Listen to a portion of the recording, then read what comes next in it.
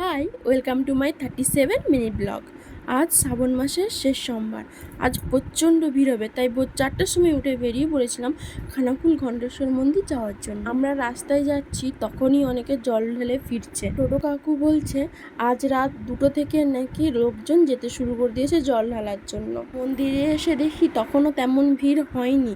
মন্দিরের সামনে থেকেই লাইন পেয়ে গিয়েছিলাম আমরা। জল ঢেলে বেরিয়ে এসে বাইরে নন্দী মহারাজের মাথায় জল ঢাললাম, আর গাছের তলা যে শিবলিঙ্গটা ছিল তাতে জল ঢাললাম, ধূপ মোমবাতি জ্বেলে ফল দিলাম, এবং আশেপাশে যতগুলো মন্দির ছিল ধূপ আর মোমবাতি জ্বাললাম সবগুলোতে। মন্দির থেকে বেরিয়ে রাস্তায় যেতে যেতে মা ফুল গাছ দেখতে পেয়ে ডাল ভাঙতে শুরু করে দিয়েছে। এত গাছ লাগানোর নেশা। এটা কি ফুলের গাছ জানি না, কিন্তু কি সুন্দর দেখতে। কেউ যদি জেনে থাকো প্লিজ কমেন্টে জানিও। যাদের গাছ তাদেরকে জিজ্ঞাসা করে একটা ফুল আর ডাল ভেঙে নিয়ে চলে এলাম। আসার সময় তো বাবা নৌকা বেয়ে নিয়ে এসেছিল, এখন কাজে গেছে, তাই আমাদেরকেই বেয়ে নিয়ে যেতে হবে।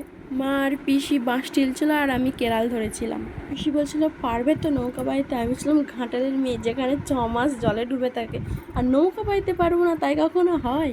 মাঠের মাঝখানে মা এসে বলে এখানে দাঁড়াও দাঁড়াও, হিংচা আর কলমি শাক তুলবো। আমি বলি তোমরা তুলো শাক, আমি তো শামুক গুড়াবো। সত্যি শাকগুলো সুন্দর দেখতে আর পরিষ্কারও আছে। আজকের মতো এখানেই ব্লগটা কেমন লাগলো জানিও, আর বেশি বেশি করে লাইক করে দিও। টাটা।